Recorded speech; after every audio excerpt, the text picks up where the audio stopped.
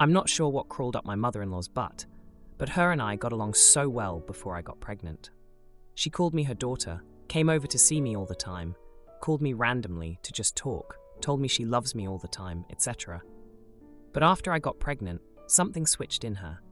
She stopped calling. She never said I love you back when I said it.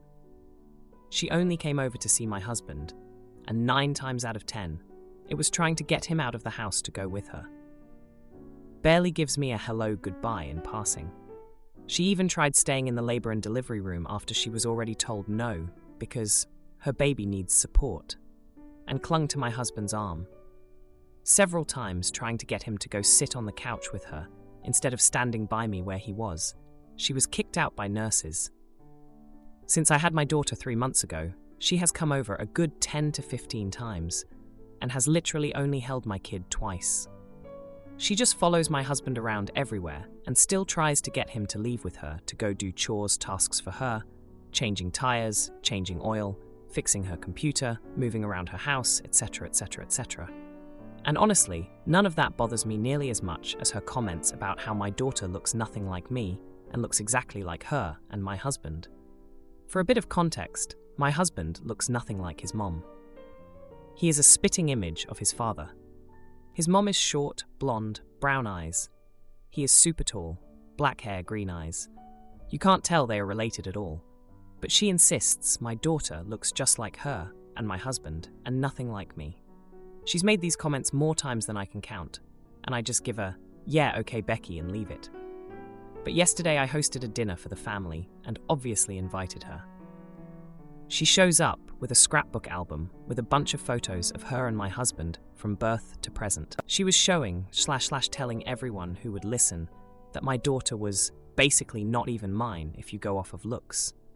My husband spoke up a few times with a clipped, "She actually looks just like my wife," but his mom didn't acknowledge him.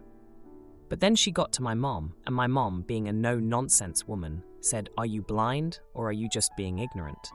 That girl looks just like my daughter, and nothing like you." Kinda weird to me that you are desperately pushing the narrative that the baby looks like your son, and you considering your son looks nothing like you either. No one in the house said anything, but a few of them were chuckling. My husband also didn't say anything, but he looked more like a deer in headlights than anything. My mother-in-law then left. She group texted my husband and I later on saying, she will never forgive us for not defending her against my mom, making a scene and embarrassing her in front of everyone. I don't feel bad. My husband does. Am I the idiot? She has 4 kids. My husband is the youngest. He's 27. Her 2 daughters have 1 child each, both 12-year-old girls. Her other son has 5 kids. She takes her daughter's kids once a month. She has never made a conscious effort with any of her other son's kids, outside of his oldest, 9-year-old female. She doesn't act like this with her other kids at all. She acts uninterested altogether. Ages. Not sure if it's relevant. Mother-in-law is 61.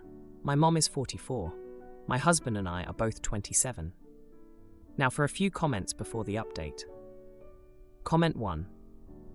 Not the idiot. She seems like one of those weird boy moms that cling to their sons for attention their whole life. And when their sons find someone else, they get angry / defensive and try even harder to cling to them. It seems that the baby triggered that, because relationships come and go. But a child is something pretty definitive. And while in her mind, a mom might be more important than a partner, she must have realized the kid would definitely take her spot as the most important thing in his life. I'm guessing that she got annoyed that you brought into the world something that would take her presumed number 1 spot in the heart of someone who is her number 1. Comment 2. Not the idiot. You took her baby away for real now. She also wanted to continue being central to her baby's world.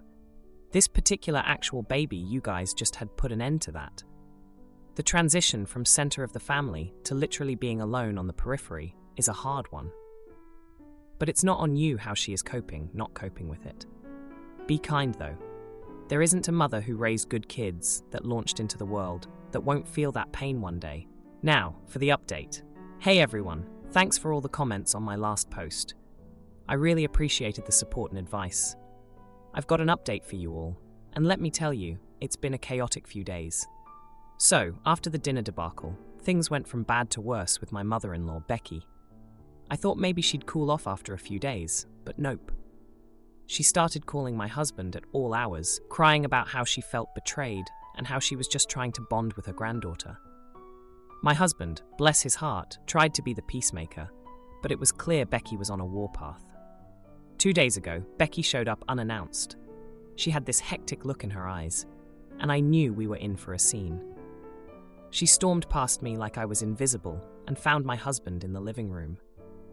She started going off about how she had been pushed aside ever since I got pregnant, and how she felt like she was losing her son.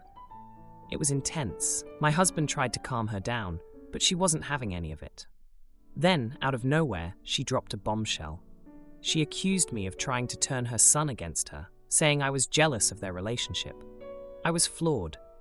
I mean, sure, we had our issues, but I never tried to come between them. My husband jumped to my defense, telling her she was out of line and that she needed to leave. But Becky wasn't done. She turned to me and said, "You know, I always knew you weren't right for my son. You're just a manipulative little girl trying to play house." That stung. I've always tried to be a good wife and a good mother, and hearing her say that, it just broke my heart. The confrontation ended with my husband practically pushing his mom out the door. She was yelling and crying, saying she'd never forgive us. It was a mess. After she left, my husband and I had a long talk. He admitted that he felt torn between us, but he also said he couldn't stand by and let her treat me like that. Now, let's rewind a bit to give you some context about Becky's past behavior. When my husband was growing up, Becky was always the cool mom who let things slide. She was never strict with him or his siblings, which is probably why my husband turned out to be such a laid-back guy. But it also meant that Becky never really learned how to deal with conflict or how to let her kids grow up and have their own lives. Fast forward to yesterday, and things took an even crazier turn. Becky showed up again, this time with an old photo album. She sat down and started flipping through it, pointing out pictures of my husband as a baby and how he had her eyes, her smile. It was like she was trying to rewrite history to fit her narrative that my daughter looked like her. I couldn't take it anymore. I told her that she needed to stop this obsession with who my daughter looked like and start respecting us as a family. Becky just laughed and said, "Oh, honey, you really think you're part of this family?" That's when I lost it. I told her that she was no longer welcome in our home until she could treat me with respect. My husband backed me up and Becky left in a huff, but not before saying that we'd regret this and that we were making a huge mistake. It was like something out of a soap opera. Now let's not forget about my husband's siblings. They've been oddly quiet through all of this. I found out from my sister-in-law that Becky had been calling them, trying to get them on her side. But they've seen how she's been acting, and they're staying out of it. They've got their own lives and kids to worry about. So here we are, 3 days later, and the house is quiet. My husband is feeling guilty, but he's standing by me. We both know that we can't let Becky continue to treat us like this. It's not healthy for anyone, especially our daughter. Nanny's night off ruins our trip, and she laughs. Our anniversary turns to ashes as we uncover her toxic lies and start over. My wife and I had our first child last year, and it's been quite an intense few months. My wife has been on an extended maternity leave, but on top of that, we've also hired a nanny/maid to assist us with the baby, as well as keep the house in order. She stays in our guest house. To celebrate our anniversary, I planned for us to take a trip by ourselves just to reconnect and give her some proper time away from our son. She was excited about leaving, but was slightly concerned about leaving our son behind. Her mother was going to come down and babysit with the nanny. Trying to ease things, I asked the nanny if she'd be willing to come along with us on our trip and take care of the baby, stressing that this was supposed to be our couple vacation, so most of the childcare will be hers and more than usual. She jumped at the idea, so I also arranged her ticket and accommodation. To be clear, she was also paid extra for the overtime. The trip was a week long, and our arrangement was going quite well at first. My wife was relaxed, we reconnected, and our son was close by for whenever we missed him. We would take our son and give her a break either in the mornings or afternoons. On our last day, she asked if we could take the night shift, as she'd met someone who'd asked her on a date. Besides that, going against our arrangement, the point was to give us a break from the sleepless nights. I'd already paid and planned an intimate date on the beach with my wife for our last night. It became a bit of an issue, with her trying to guilt my wife and saying we were being unfair. But by the end of it, we didn't give in, and she looked after the kid. Upon returning, my wife heard her on the phone saying that she was thinking of quitting over all of this and that we were blocking her future. So here we are. Wife thinks we made a mistake. I don't disagree that it might have been asshole-ish, but ultimately it was our arrangement and she was paid extra for it. Are we the jerks? Edit. The post has been up for 12 hours at the time of writing this, and this is the first time checking in since the first hour due to life, but I just wanted to clarify some things I've seen come up. 1. She got paid double her usual daily rate. Since she has consistent daily, we just refer to it as the daily rate, where she works 8 hours. So we paid her for 16 hours of work daily. 2. Our expectations were very clearly expressed to her, and she agreed that it wouldn't be a problem. Depending on our plans, sometimes we took mornings, and sometimes we took afternoons, but on any given day, it was one of the two. This was also pre-planned, since our trip had an itinerary. Each of these breaks averaged about 5 hours, and that excludes the spontaneous breaks whenever we missed him and prepared him for bed. Also, this assumption that my wife and I can't and don't take care of our child is silly. The nanny is there only to assist whenever my wife needs to naps, rest. My wife takes care of most of the childcare, and I step in when I get back from work. Most of her maid's work is housework. My wife is staying at home because of her traumatic birth, which had complications she's still recovering from. She fully plans on returning to work when she's fit and our child is old enough. Now for a few comments before the update. Comment 1. Have a baby. Oh, we are so tired. So let's drag the nanny with us on a vacation and work her 24 hours a day. That will get us relaxed. And also, let's listen in on her phone calls. For people who couldn't leave the baby behind, you did not spend much time with the babe. There was no reason to drag the child along. Comment 2. Depending on where you live, this trip could have violated labor law.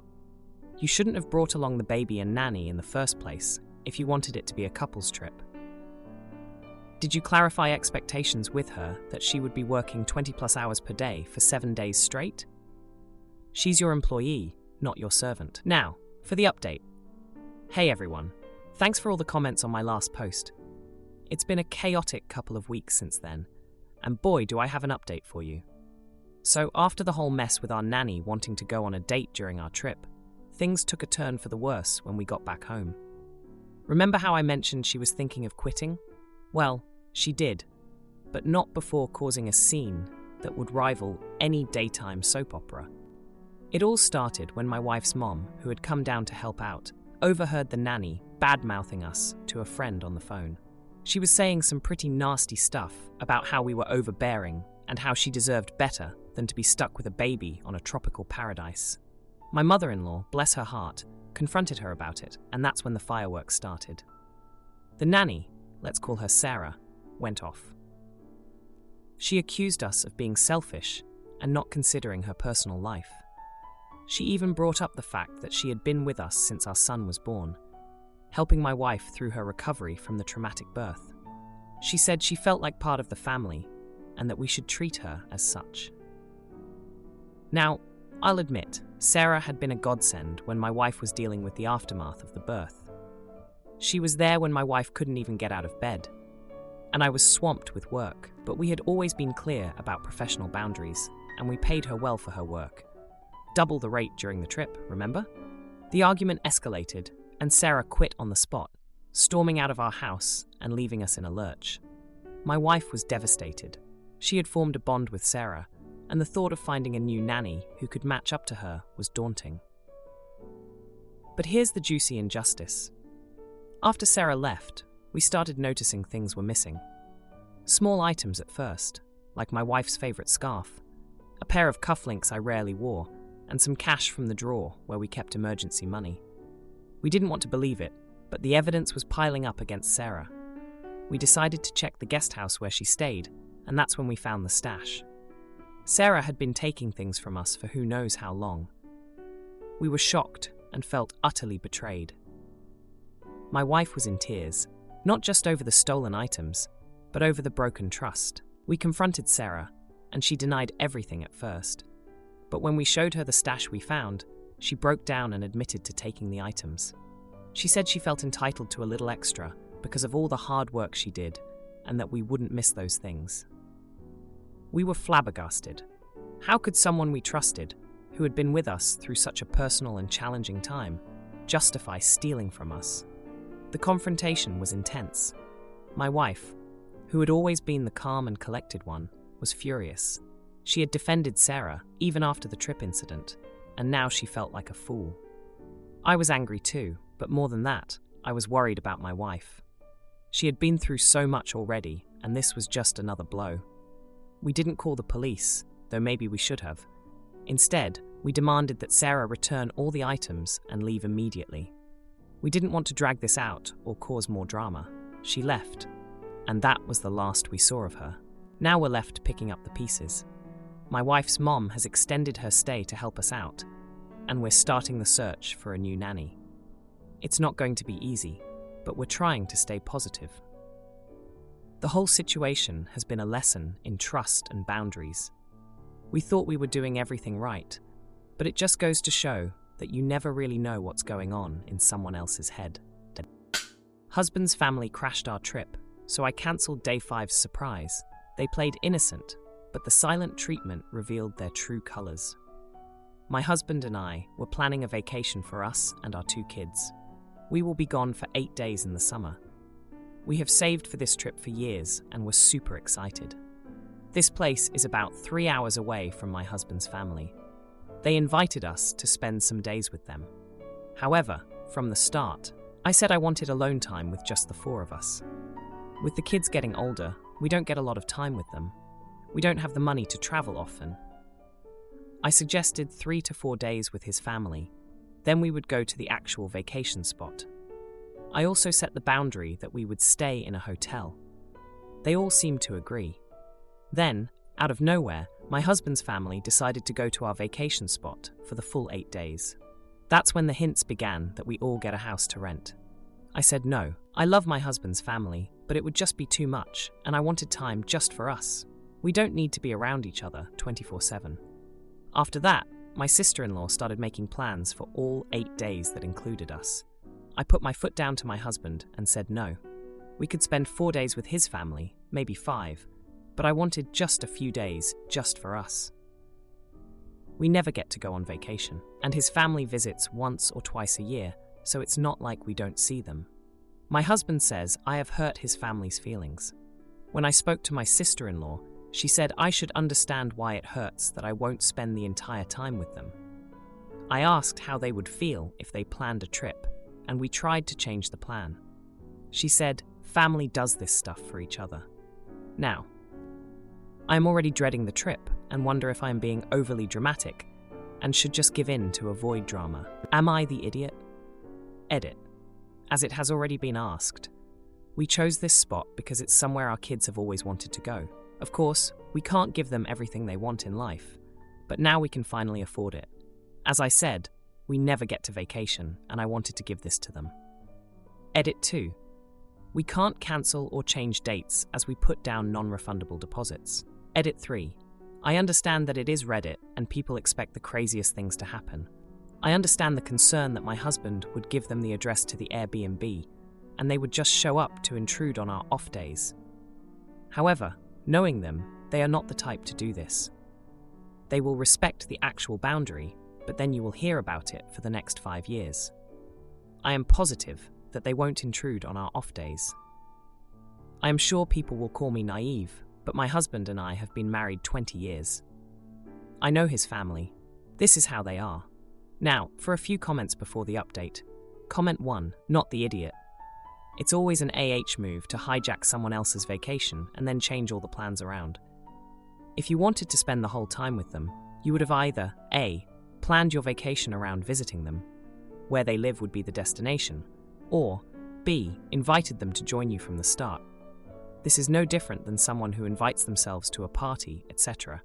It's just plain rude and not what family does. Comment 2. When I spoke to my sister-in-law, she said I should understand why it hurts. I won't spend the entire time with them. Huh? Because you want to spend time with your own family. Because sister-in-law and her family invited themselves on your vacation. You've graciously offered to spend a few days with this side of the family. But this is your trip. You need boundaries and not to be manipulated into feeling sister-in-law's pain, not the idiot. Now for the update. Hey Reddit, remember my post about the family vacation drama? Well, buckle up, because the past 3 months have been a rough ride, and I've got an update for you all. So, after my last post, things got even more intense. My husband and I had a huge argument about the trip. He felt torn between me and his family, and I was adamant about having our alone time. It was a mess. We've been married for 20 years, and I thought we could handle anything, but this was testing us. In the midst of all this, my sister-in-law, who's always been the planner of the family, kept sending itineraries for the 8 days. She had everything mapped out, from group breakfasts to late-night campfires. It was clear she wasn't getting the message. Then one night, my husband came to me with a compromise that actually seemed workable. He suggested we spend the first 4 days with his family as planned, but we'd stay in a separate hotel nearby. This way, we could join in on some activities, but also have our escape. For the last 4 days, we'd go to our vacation spot alone, as a family. The catch? We'd have to join his family for a big farewell dinner on the 4th night. I was hesitant at first, but I could see he was trying. Plus, the kids were excited about the idea of a big family dinner. So, I agreed. The first part of the vacation was a lot. His family is loud and always on the go, but having our own hotel room was a lifesaver. We could retreat when needed, and the kids actually enjoyed spending time with their cousins. Then came the farewell dinner. It was at this fancy restaurant, and everyone was in high spirits. But halfway through, my brother-in-law, who's known for his lack of filter, blurted out that they'd booked a surprise activity for us all on the 5th day. My heart sank. I looked at my husband, and he was just as shocked. I excused myself and went outside for some air. My husband followed, and we had a quiet, intense conversation. He promised he didn't know about this, and agreed we'd stick to our plan. We went back in, and he calmly explained to his family that while we appreciated the gesture, we needed to stick to our original plan. Surprisingly, they took it well. Or so we thought. The next day, as we were packing up to leave for our solo part of the trip, my sister-in-law showed up at our hotel. She was on the verge of tears, saying how they just wanted to make memories with us. I felt a pang of guilt, but I remembered all the times we'd given in to their plans. I took a deep breath and told her we loved them, but we needed this time for our family. She didn't say much and left. It was awkward, but I felt like we'd finally set a boundary. The rest of the vacation was amazing. Just the 4 of us, exploring and making memories. The kids said it was the best trip ever, and my husband and I reconnected in a way we hadn't in years. But when we got back, the fallout was waiting for us. His family was hurt, and it was clear at the next family gathering. There were some passive-aggressive comments, and my mother-in-law gave me the cold shoulder. It's been a few weeks since then, and things are slowly getting better. My husband has been my rock, standing by our decision.